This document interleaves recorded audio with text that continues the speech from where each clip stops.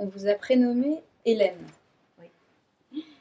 Savez-vous pourquoi vos parents vous ont nommé ainsi? Oui, par chance, je le sais. Mon grand-père, Michael Klein, quand j'étais petite, je ne savais pas trop où il était né parce que ça flottait beaucoup. Ça représentait vraiment l'Europe. On me disait qu'il était hongrois, puis ensuite autrichien, puis etc. Et puis en fait, non, parce qu'il a pris la nationalité allemande pour pouvoir épouser ma mère, ma grand-mère, voilà, et qui était allemande sur plusieurs générations. Et donc les Allemands ont dit à mon grand-père, qui n'était pas assez allemand, mais germanophone, euh, ben, il faut être allemand. Voilà. Bon. À ce moment-là, les deux empires, l'Autriche-Hongrie et l'Allemagne, se sont rejoints. Et mon grand-père, Michael Klein, est rentré dans la famille Jonas. La famille Jonas qui était inscrite depuis des générations dans le Hanovre, qui appartenait à ce mouvement comme ça des, un certain type de juifs qui ont cru être allemands. La grand-mère de ma mère, qui s'appelait Helene Meyer, régnait sur une famille nombreuse. Mon grand-père était le 10e d'une famille de 20 enfants.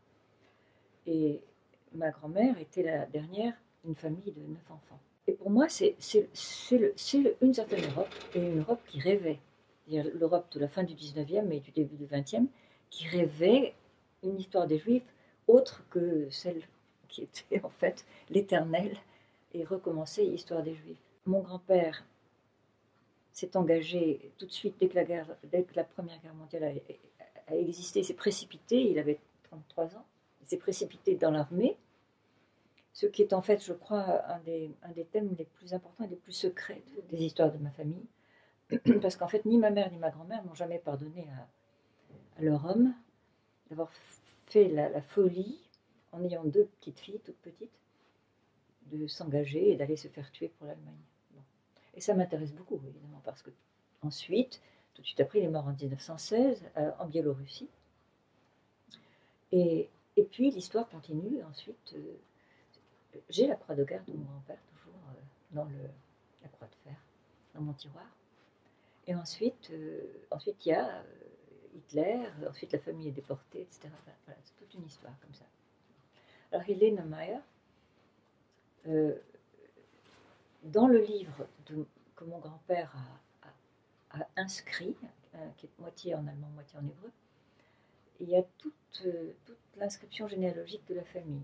Donc, alors on voit par exemple une mention, il est écrit aujourd'hui, heute ist meine liebe Tochter Eva Chaya geboren. Voilà. Et ça va jusqu'à ma génération. Parce que quand mon grand-père est mort, ma grand-mère a pris le relais. Et puis, il y a aussi mention de la mort des ancêtres, donc la mort de Helene Meyer, etc. C'est très joliment écrit. Et donc, quand moi j'ai été nommée Hélène, c'était normal. C'est que ma mère, qui aimait beaucoup sa grand-mère, qui était quelqu'un de cultivé, enfin de cultivé sans avoir fait de grandes études, mais qui lisait des romans, qui comme ensuite, comme ma grand-mère, récitait des poèmes allemands, etc. C'était automatique, c'est-à-dire que, bon, je me suis appelée Hélène, comme Helene Meyer. D'ailleurs, ma mère m'a toujours appelée Hélène. Elle n'a jamais compris qu'il y avait une autre Hélène qui existait dans la mythologie, et heureusement. Je préfère être la descendante de Helene Meyer. Voilà. C'est rigolo, parce que moi j'ai été nommée d'après ma grand-mère aussi. Enfin, mon arrière-grand-mère, Charlotte. Charlotte. Ouais. C'est bien d'avoir des noms comme ça qui viennent du passé et qui vous apportent à ce moment-là une mémoire immense, quoi. Moi j'avais une autre petite question à vous poser. J'aimerais bien savoir quelle petite fille étiez-vous? Quelle petite fille j'étais? Une toute petite fille heureuse. J'ai un souvenir de bonheur éclatant quand j'étais toute petite. J'ai parlé très tôt et j'ai pensé très tôt, et donc j'ai été frappée de terreur. Parce que je me disais toujours, un tel bonheur, ça ne doit pas exister puisqu'on est dans un monde de malheur. Je suis née en 1937 et ma famille allemande était déjà soit déjà arrêtée, soit dans des camps d'internement, soit au contraire comme ma mère qui était partie très vite dès que Hitler est arrivé, sauvée et dans une autre histoire extraordinaire. Donc je savais qu'on était entouré de violence et de mort. Et je me disais toujours, un de ces jours, le bonheur que j'ai, c'est-à-dire d'avoir une famille charmante et joyeuse et chantante, je vais le payer. J'en étais convaincue, et ça s'est produit. Mais j'ai gardé ce sentiment de grand bonheur au milieu du malheur, parce que mes parents étaient des êtres de vie. Vous étiez plutôt une petite fille sage ou révoltée déjà? Alors j'étais très révoltée toujours. Toujours. Si j'ai pu avoir de la haine, c'était quand j'étais petite, parce que je voyais d'une part ce qui se passait, c'est-à-dire j'ai tout de suite vu, sans connaître les mots, j'ai vu ce que c'était que la colonisation. J'étais hors de moi devant la douleur et la misère de ce qu'on appelait les Arabes, si bien que descendre dans la rue était pour moi une épreuve. Et je voyais bien qu'il y avait une population qui était dominante et qui était indifférente à la douleur, au malheur des autres. Puis tout de suite là-dessus s'est greffée l'expérience de Vichy. J'ai compris que le monde était ça, était une planète pleine de haine et de danger et de rejet. J'ai tout connu en même temps, l'exclusion, le rejet, l'interdit, la menace de mort. Du coup, je sais que la guerre est un trésor. Il y a des générations, par exemple mes enfants, sont des générations qui n'ont pas connu la guerre, pas connu une guerre. Moi, je me dis toujours qu'il faut avoir vécu une guerre, il faut avoir vécu au moins une, sinon plusieurs, en direct, pas seulement lointainement par médias interposés, pour savoir ce qui attend les êtres humains, qui de toute façon sont toujours en guerre les uns avec les autres, et pour savoir aussi ce qui menace la quiétude, la paix qui n'est jamais qu'un cadeau provisoire. La littérature, elle vient de ça, elle est née avec les guerres, aussi bien dans la Bible que dans Homère, ou si on se déplace, si on va vers l'Inde, on trouvera aussi, il n'est que guerre. Voilà, nous commençons avec des guerres. L'humour ou le comique, c'est quelque chose qui est très frappant dans votre écriture. C'est important pour vous de... Oui, mais ça aussi, ça vient des mêmes sources qui sont multiples de toute façon. Je pense que c'est justement une affaire de langue. C'est-à-dire que on se rend, enfin, si on a de l'oreille et si on aime le monde infini des mots, on se rend compte que les langues travaillent, c'est-à-dire qu'elles nous font travailler et on les travaille, on est vraiment dans un rapport d'échange et de très, très fertile. Et en fait, ce sont des mondes harmonieux et qui jouent sans arrêt. La langue joue tout le temps, elle joue avec elle-même, à l'infini, ce qui est absolument merveilleux. Et quand on s'aperçoit que les langues non seulement travaillent, sont laborieuses et produisent des effets d'enrichissement extraordinaire, mais que c'est à mourir de rire tout le temps, parce qu'en fait c'est drôle, on ne sait pas ce qu'on dit. C'est-à-dire que comme les mots disent, comme nous utilisons les mots quand nous parlons, en tirant une valeur alors qu'ils en ont une quantité, c'est bien par là que passe l'inconscient. Si on se rend compte que dans tous les discours il y a de quoi mourir de rire, ben, je veux dire que oui, on est naturellement en rapport avec l'humour, le comique. On entend votre voix quand on vous lit. Est-ce que vous pensez que vous avez une voix féminine qui ressort particulièrement dans votre voix et dans la musicalité de votre prose, ou c'est quelque chose qui s'est fait comme ça Mais et vous le pensez? Oui, moi je sens une voix de femme très forte. Et c'est ce qui me plaît beaucoup quand je vous lis. Ben moi je ne sais pas, parce que j'ai pas... c'est une chose dont je ne dispose pas. Donc, et ça, évidemment, c'est très important. En fait, quand on écrit, on est traversé par des voix. Et elles parlent. Et elles vont plus loin, bien sûr, que ce que moi j'aurais à dire. Ça, c'est le mystère de l'écriture. C'est que on suit. Moi, je suis. Voilà. Mais je suis très sensible aux voix. Mais pas à la mienne, parce que c'est la seule que je n'entends pas. Bien sûr. Mais j'ai aimé les voix de ma famille, justement. Et j'ai aimé et j'ai pleuré. Parce que quand mon père est mort, j'ai perdu sa voix. C'est devenu un fantôme absolu. Parfois, je crois l'entendre très lointainement, mais je crois que c'est une illusion dans des sonorités lointaines de la voix de mon frère, qui a une belle voix aussi. Et j'aime les voix, j'aime les voix. C'est une langue comme une autre. C'est évidemment puisque notre langue est faite d'un très grand nombre de langues. Moi, je suis amoureuse des phrases. Mais de toutes, des hypotaxes, des parataxes, etc. Des phrases nominales. Sur l'oubli, vous parlez de l'oubli comme d'une fonction de la mémoire. Oui. Est-ce que vous pouvez nous en dire plus? Mais vous en savez autant que moi. Hein.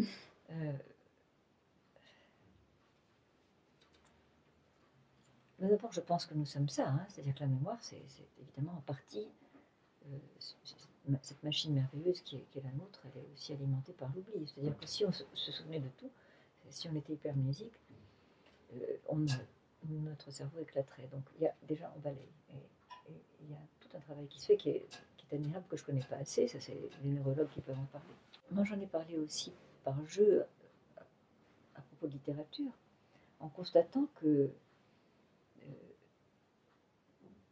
qu'au fond, notre mémoire, elle a aussi un fonctionnement temporel. C'est-à-dire, par exemple, les livres que nous aimons. Je pense qu'il fait partie de l'amour que nous avons pour ces livres, de les oublier, pour qu'on puisse les relire. D'ailleurs, je pense aussi que même déjà en lisant, on commence à, comme j'ai fabriqué un mot que Derrida avait relevé ensuite, qui est le mot oublier. C'est-à-dire que lire, c'est oublier en même temps. Et ce qui fait qu'on peut lire, on peut produire 10 lectures ou 20 lectures différentes d'un même texte. Ce que d'ailleurs je pratique tout le temps. Parce que je travaille avec mes chercheurs sur des textes littéraires que j'ai lus 10 ou 20 fois, que je peux relire. Alors bien sûr que je garde une sorte d'image fondamentale, parce que je sais ce que je veux lire.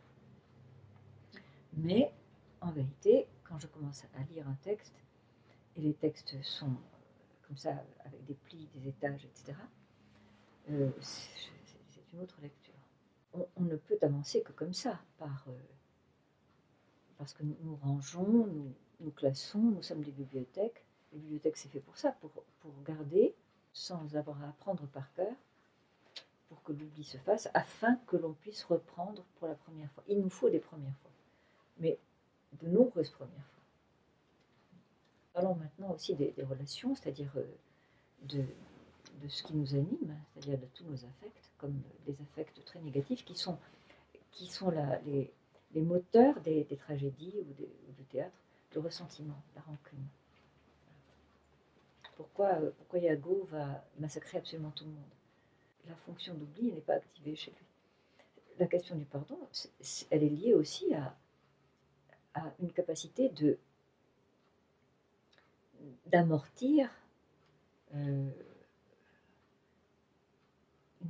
douleur. Tous les gens qui sont pris maintenant dans les histoires d'attentats, etc., ils ont affaire avec ça, avec le fait que là l'oubli ne fonctionne pas, voilà, parce qu'il y a une blessure trop profonde et ça cicatrise pas.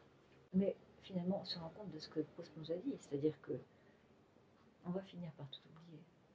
Ça, c'est aussi une sorte de tragédie. Et cette métaphore que vous connaissez, à un moment, le narrateur se dit, il se rend compte qu'il va oublier l'amour. Il va l'oublier. Cet amour pour lequel il allait mourir, il va l'oublier.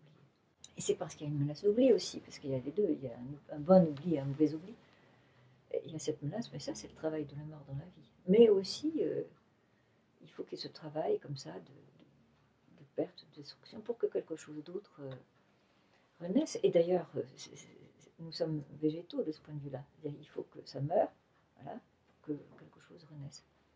Alors pourquoi, par exemple, dans le rapport qu'on peut avoir avec l'enfance, qui est ce temps des premières fois quelque part, comment justement on cherche à retrouver ces traces,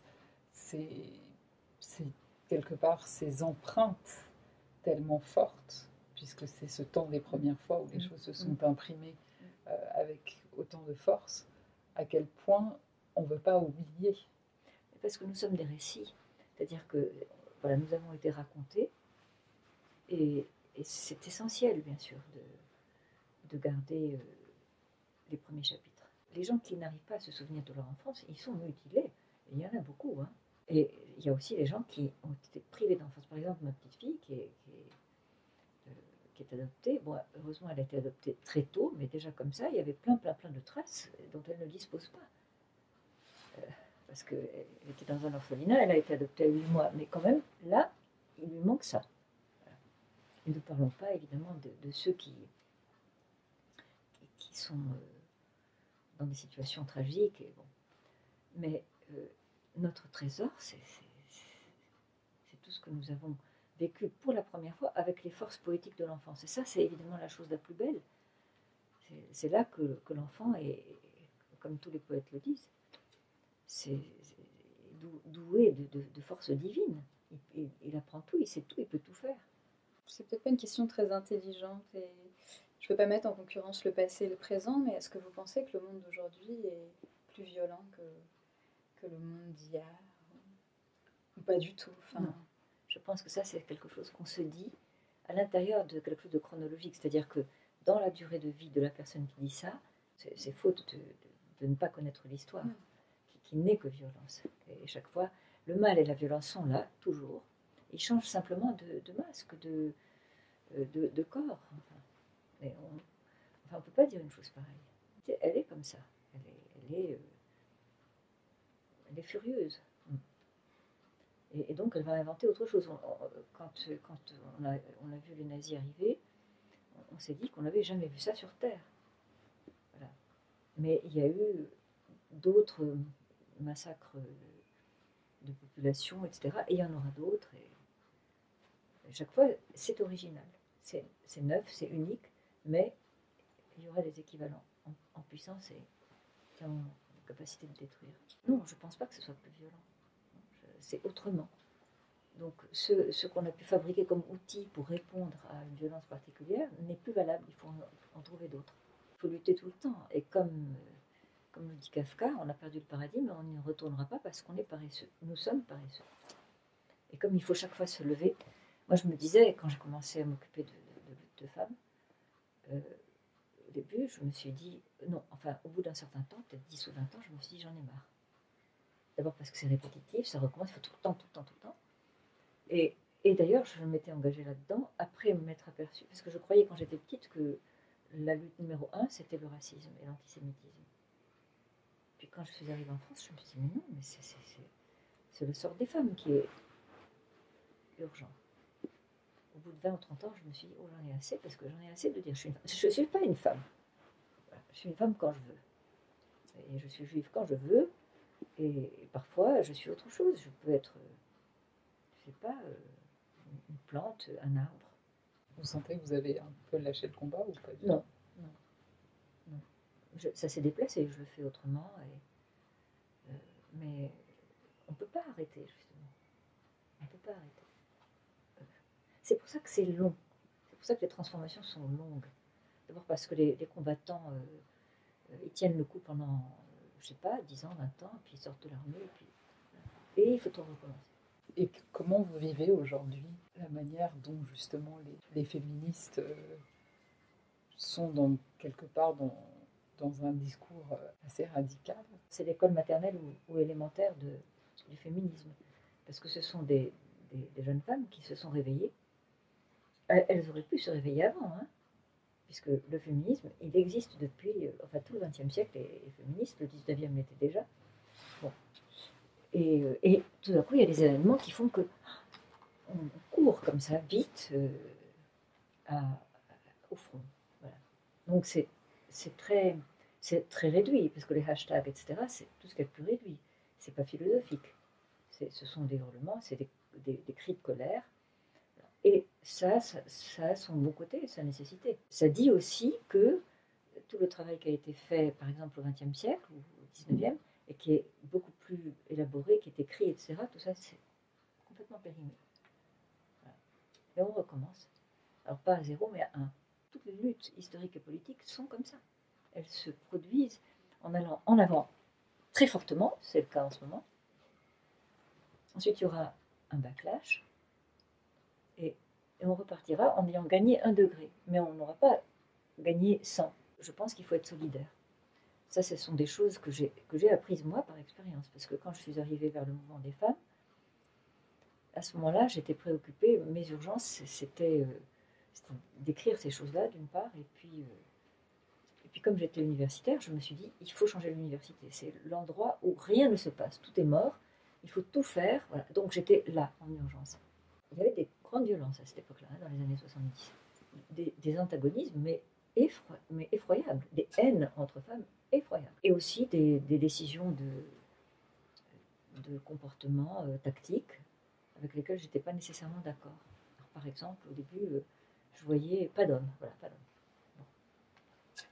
Et moi, je me disais, pas d'hommes, qu'est-ce que je fais avec mon fils? Après, je me suis dit, non, elles ont raison. On est au stade, elles ont raison aujourd'hui. À cette date, dans les années 70, il faut ça. Il faut ça, mais il faut le dépasser. Ça ne peut pas être un horizon. Et vous sentez qu'on ne l'a pas totalement dépassé aujourd'hui? On est revenu à ça. On est revenu aux années 70, en fait.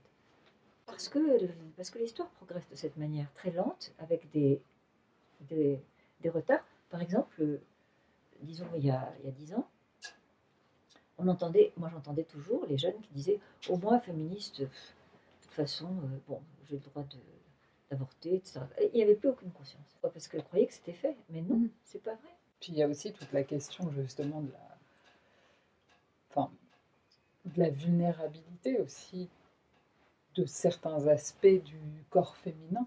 Chaque histoire de femme est une histoire extrêmement complexe, je l'espère d'ailleurs individuelle, singulière absolument, puisque c'est pas simplement une histoire de bataille, de guerre, c'est des histoires d'affect, d'identification, justement, si elles sont hétéros, alors de rapport à l'autre, comment faire, parce qu'il faut progresser ensemble, sinon on n'y arrive pas. Enfin bon, c'est toujours très très difficile, mais c'est bien, parce que ça c'est humain. Les années 70, par exemple, moi je me rappelle que j'ai appris le vocabulaire à cette époque-là. Alors je me suis dit, ah bon, alors féminicide, il y avait énormément de luttes concernant les féminicides. Et je me rappelle plein de manifs qui étaient organisés par le MLF, et il s'agissait de ça, qui maintenant est supposé être pris en considération par un ministère qui a déjà volé un éclat, comme vous le voyez. Parce qu'il faut faire une révolution culturelle pour que ça change. Et là, a commencé justement par les femmes. C'est-à-dire, la première des choses que je m'étais dite, c'était que quand même, on avancerait plus vite si les femmes n'étaient pas misogynes, mais elles le sont très souvent. Si les femmes étaient avec les femmes, il y a longtemps qu'on aurait changé les choses. Donc il y a des principes élémentaires des luttes, les femmes avec les femmes. Même quand elles disent des bêtises, quand même, il faut prendre ce parti.